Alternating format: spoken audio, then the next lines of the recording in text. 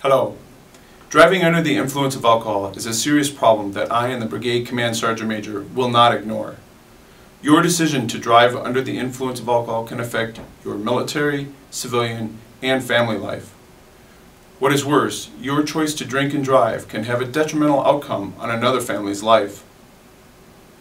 Your family, the Brigade leadership, and myself have a vested interest in you making the right decision to not drink and drive. The motivation to not drink and drive is pretty simple. We are all counting on you and expect that you will make a sound decision and not get behind the wheel of a vehicle after you have been drinking.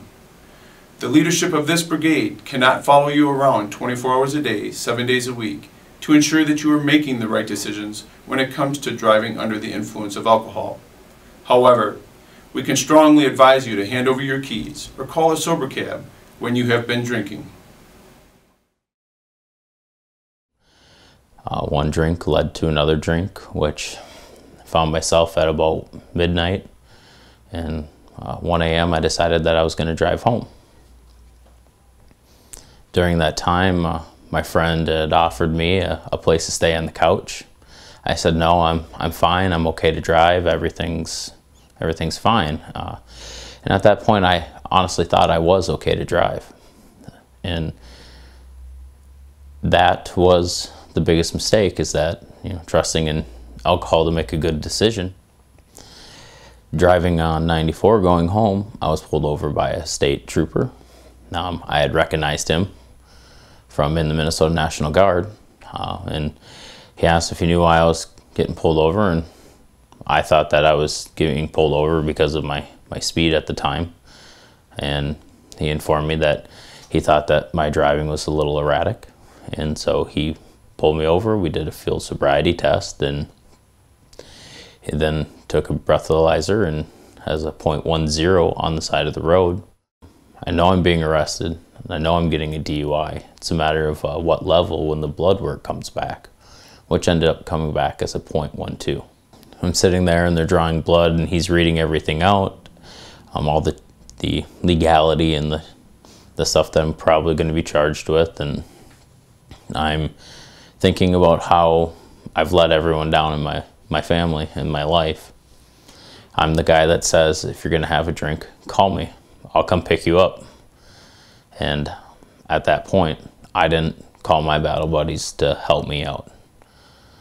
So I was really disappointed and hurt that, I didn't feel that I could trust someone to call and to come help me, even though I was that person I keep telling them to call. In 2013, 34 soldiers of the 1st Armored Brigade Combat Team were involved in a DUI-related offense. In 2014, there were 35 offenses. So far this year, 6 soldiers have been involved in DUI-related offenses. And since 2012, 28 soldiers have been discharged from the brigade for DUI-related offenses. Every 9 days, the Adjutant General receives a new DUI incident report, and most DUI arrests don't occur on drill weekends. If you choose to drink and drive, you are unnecessarily putting your own and other people's lives at risk. When you are caught drinking and driving, your leadership and this command team will find out, as we always do. DUI arrests are public record, show up in local papers, and can easily be found through open source electronic media.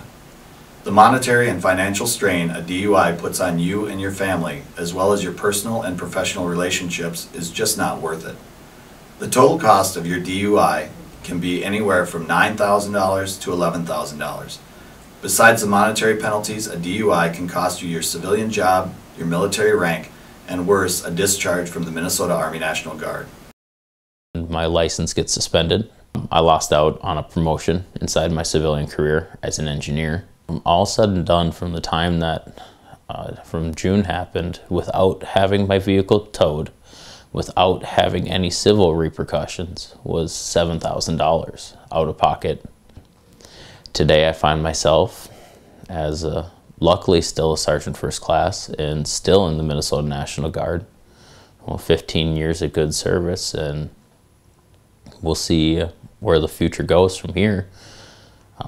As long as I keep myself clean and keep doing what I'm supposed to do as a soldier, then I have a feeling that things will turn around, but there's no guarantee, because whenever it comes up against promotion in the future, I have to compete with people who do not have this on their record, who have not been charged with driving under the influence.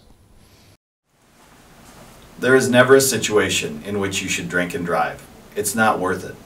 Failure to make a plan before you go out on the town drinking is not an excuse to drink and drive. If you find yourself or others in a situation where you need a ride after drinking, call a sober cab service, call a friend, call a battle buddy, call a family member. Just don't make that decision to get behind the wheel and put everything you and others have worked for at risk. If you feel you need help with alcohol addiction, resources are available. What we really need to do is look at, why was I drinking? And I was drinking because I needed some help. Get the help you need. Going in for mental help or chemical dependency help, you will be supported inside our organization. We have the resources, we have the ability, and the fact that everyone up the chain cares that much about you to get you the help you need, that if you just go in there and get that help, they'll support you. It's not just about being a member of the Minnesota National Guard. It's about being a better person and a better life choices, and being able to live longer and a healthier life and a more happy life. I am incredibly proud to be your commander. The work you have done this past year is extraordinary. The workload will not decrease as we move into the busy summer months with XETC and our follow-on NTC rotation in 2016. Your military service is important and absolutely critical to this brigade's ability to be successful in future endeavors. I entrust that you will make the right decisions to not drive under the influence of alcohol. It is the best personal choice you can make for yourself and for others.